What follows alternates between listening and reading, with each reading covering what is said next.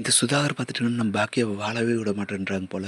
இப்போ தான் புது ரெஸ்டாரண்ட்டையும் தந்திரமா பார்த்தீங்கன்னா, எழுதி வாங்கிட்ட சுதாகர் பார்த்தீங்கன்னா, சும்மா இல்லாம அடுத்து பாக்கியா வச்சிருக்க இன்னொரு ரெஸ்டாரண்ட்டையும் பார்த்தீங்கன்னா, ஆளுங்கள விட்டு எப்படியோ அந்த ரெஸ்டாரண்ட் ஓனர்கிட்ட பேசி மிரட்டி பார்த்தீங்கன்னா, அந்த ரெஸ்டாரண்ட்டையும் வாங்கிடுறாங்க. இதனால அவருமே வந்துட்டு பார்த்தீங்கன்னா, பாக்கியாவுக்கிட்ட வந்துட்டு, "இனிமேல் இந்த ரெஸ்டாரண்ட் இனிமேல் உங்களுக்கு இல்ல. இனிமேல் நீங்க இந்த ரெஸ்டாரண்ட்ட அடுத்த நாளைக்கே வந்து காலி பண்ணி ஆகணும்." அப்படின்ற மாரி சொல்லிடுறாங்க.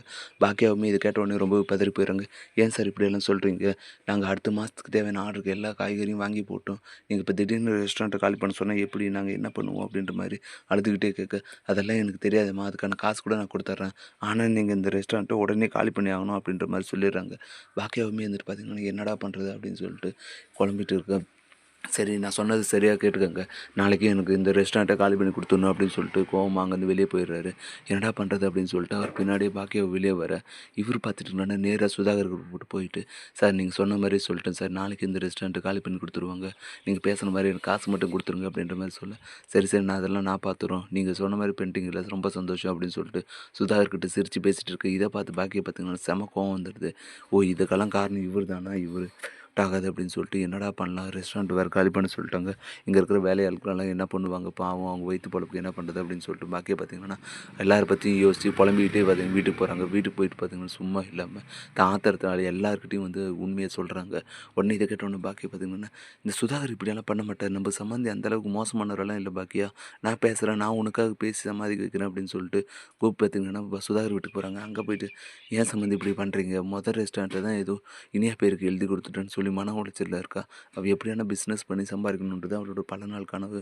அப்படி இருக்கும்போது நீங்க இன்னொரு ரெஸ்டாரண்ட்டுக்கு எழுதி வைட்டீங்களே ஏன் சம்மந்தி அப்படின்ற மாரி கேட்க, நான் என்ன பண்ணட்டும் சம்மந்தி உங்க பொண்டாட்டி வந்துட்டு அந்த அளவுக்கு என்கிட்ட திமிரா பேசுனாங்க. என்கிட்ட வந்து எல்லாருமே வந்துட்டு பணிஞ்சு பேசி நான் பார்த்துருக்கேன். ஆனா என்னவே எதிர்த்து பேசுறாங்கன்னா, நான் அவங்கள எப்படி சும்மா விட்டுறது? அப்படின்ற மாரி சொல்ல, இருந்தாலும் சம்மந்தி அவங்க என்னோட ஒய்ஃபு உங்களோட சம்மந்தி இல்லையா? அவங்களுக்கு எனக்கோசமானாலும் நீங்க மன்னிச்சு விட்டுறக்கூடாதா? உங்க மருமகளுக்கோசம் அது பண்ணக்கூடாதா? அப்படின்ற மாரி கேட்க, அது சம்மந்தி சரிதான். ஆனா, நான் பிசினஸையும் வீட்டையும் ஒண்ணா பார்க்கறது இல்லையே. பிசினஸ்ல அவங்க எனக்கு எந்த அளவுக்கு போட்டியா இருக்காங்கன்னு, நான் எவ்வளோ மன உளைச்சலுக்கு ஆனாங்கன்னு அவங்களுக்கு சொல்லி தெரிய வேண்டியதில்ல. ஏன்னா, அந்த அளவுக்கு திமிரா பேசிட்டு போயிருக்காங்க. அப்படி இருக்கும்போது அவங்கள எப்படி நான் சும்மா விடுறது? அப்படின்னு சொன்னோனே, கோபிக்கு பார்த்தீங்கன்னா செம்ம டென்ஷன் ஆயிடுது. நான் இத்தன நாள் பொறுமையா சொல்லிட்டு இருக்கேன். ஆனா, நீங்க என்னடான்னா நீங்க பண்ணது தான் சரின்னு சொல்லிட்டு இருக்கீங்க.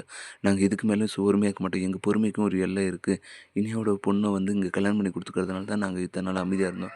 ஆனா, நீங்க என்னடான்னா இப்படியெல்லாம் பண்ணீங்களான்னா, நம்ப 2 பேர் குடும்பத்துக்குள்ள நெறைய விரிசல் வந்துரும் பார்த்துக்கங்க அப்படின்ற மாரி கோபிக்கு கோவமா சொல்ல உடனே சுதாகருக்கும் பார்த்தீங்கன்னா செம்ம டென்ஷன் ஆயிடுது.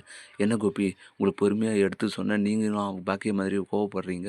இதுக்கு மேலேயும் உங்கள சும்மா விட்டா ஆகாது. பாக்கியாவோட ரெஸ்டாரண்ட் மட்டும் தான் நான் எழுதி வாங்கணும்னு இத்தன நாள் நெனச்சிருந்தேன். உங்களையும் இனிமேல் வந்துட்டு வாழ விட்டாதது என் தப்பு தான். இனிமேல் நான் பார்த்துக்கிறேன். நீ உங்களால ஆன முடிஞ்சத பண்ணிக்கங்க அப்படின்னு சொல்லிட்டு சுதாகர் பார்த்தீங்கன்னா கோவமா எழுந்து போயிடுறாரு. இப்படி தான் வரப்போற எபிசோட் வந்து போப்போது. அடுத்து என்னலாம் இன்ட்ரெஸ்டிங்கா நடக்க போகுதுன்றத நான் அடுத்தடுத்த வீடியோல சொல்றேன். மேலும் இது போன்ற வீடியோக்களை தொடர்ந்து பார்க்க மறக்காம நம்ம சேனலை சப்ஸ்கிரைப் பண்ணிருங்க. Thank you.